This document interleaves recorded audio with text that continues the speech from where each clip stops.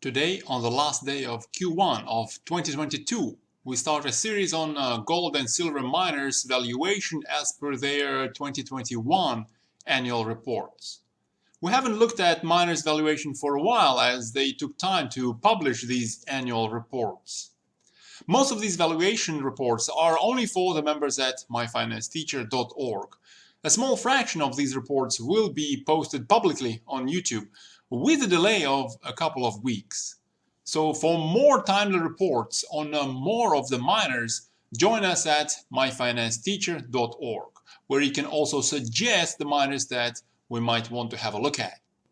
By the time we finish with a couple of dozen miners, they will publish their Q1 2022 reports, and we'll start a new series for that, so stay tuned. Today we're going to talk about Newmont, one of the largest 3 gold mining companies in the world. Remember, this valuation is a fundamental valuation, and we are looking at the factors including the gold and silver prices, reserves and resources that the miners have in the ground, as well as the costs of extracting those reserves and resources. That's all-in sustaining costs we'll look at. We also take into account the long-term debts that the miners have and the taxes, as well as shares outstanding as we look at the value per share. And we do take into account time value of money, so we do look at the discounted value per share, and I throw in a bit of a secret sauce on insider shares. But as you can see here, there are a range of other factors that doesn't go into this fundamental longer-term valuation, such as day-to-day or week-to-week market sentiment as it relates to precious metals, any specific managers' decisions within the company, or even jurisdictions. But nevertheless, history shows that these valuations do turn out to be a relatively good indicator of where the price might tend to trend over the long term, given the levels of gold and silver prices. Talking about the prices, we're going to have a look at 3 scenarios. Our balanced scenario plugs in the price of $1,900 per ounce of gold. The conservative scenario plugs in $1,600 per ounce of gold, and the optimistic scenario plugs in $2,200 per ounce of gold. But as I've mentioned in some of my recent videos looking at longer-term potential on gold price going into the next several years, I think there is a pretty good chance that the gold price reaches over $2,600 and likely even over $3,000 on gold price. Links to those videos down in the description. Next, going through each of the fundamental factors that we'll look at. Newmont has proven and probable reserves of gold equaling to 92.84 million ounces, and the measured and indicated resources are equal to 68.27 million ounces. Beyond that, they also have inferred resources, but we don't take those into account here. We don't plug those numbers into the model. Hence, model is leaning a little bit more towards the conservative side, as we ignore any of the inferred resources.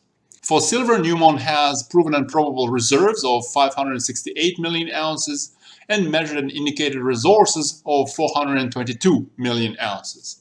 For Newmont and Barrick, in an upcoming video, we're going to plug in the reserves and resources of copper as well, but this might not be the case for many other miners.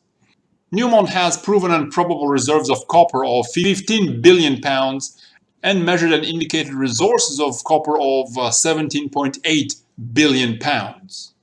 All-in sustaining costs for Newmont are at $1,030 per gold equivalent ounce. That's from their guidance for 2022. Long-term debt is at $6.1 billion. And for tax, for simplicity, I just assume the same flat tax rate for all of the miners here, and I'm going to stick with a 20% tax. Newmont has 792.55 million shares outstanding, with only 0.16% of those shares in insider hands. As the insiders are more knowledgeable on what's going with the company, if they buy more shares, that is a positive sign. We do look at the time value of money, in this case the mine life of proven and probable reserves based on their annual production as per guidance for 2022 is going to be around 14 years. And if we add only half of measured and indicated resources to that, The mine life is going to be extended to 18 years. These years are relevant for the discounting, which we do with a discount rate of 5%. Perhaps there might be a discussion on what is an appropriate discount rate, but for now I'm going to stick with that 5%. Before we look at the final valuations, a bit of reminder on the range of factors that is not included in the valuation model, such as the cash balance. The company has nearly $5 billion in cash balance, and liquidity is somewhat important. Remember the case of Goldcorp, which had too much leverage, not enough liquidity, and was ultimately acquired by Newmont. The model also doesn't include into account that there is a good exploration potential within a range of these large miners, including Newmont. So there is a good potential for reserves growth over the years. And the model doesn't include some small reserves of lead and zinc. Finally, moving to conservative valuation, where we plug in the gold price of only $1,600 per ounce. And in this valuation, we'll only look at proven and probable reserves in the ground. We don't even include measured and indicated resources, never mind inferred resources. So this is quite a conservative valuation, looking at discounted per share value after all-in sustaining costs, long-term debts, and taxes. And this valuation comes to $49.86.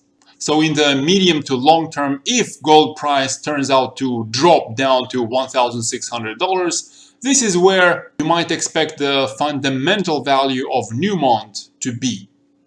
Next, at the prices of $1,900 per ounce, and still looking at only proven and probable reserves in the ground, the discounted per share value after costs, debts, and taxes is equal to $78.42.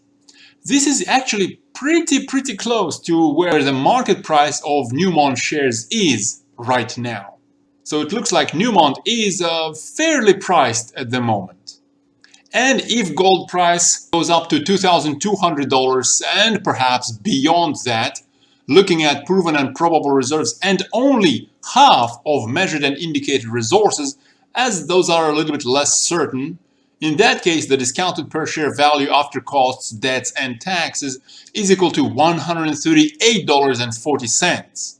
So if gold price rises over the next couple of years to well beyond $2,000, there is still quite a good potential for significant gains, even in such an established miner as Newmont. So is it still a good buy? You tell me down in the comments below.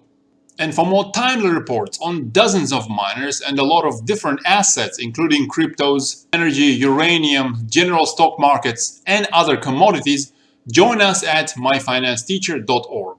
And if you want to see gold price approaching $3,000, you know you gotta hit that like button and subscribe to the channel. Bye bye.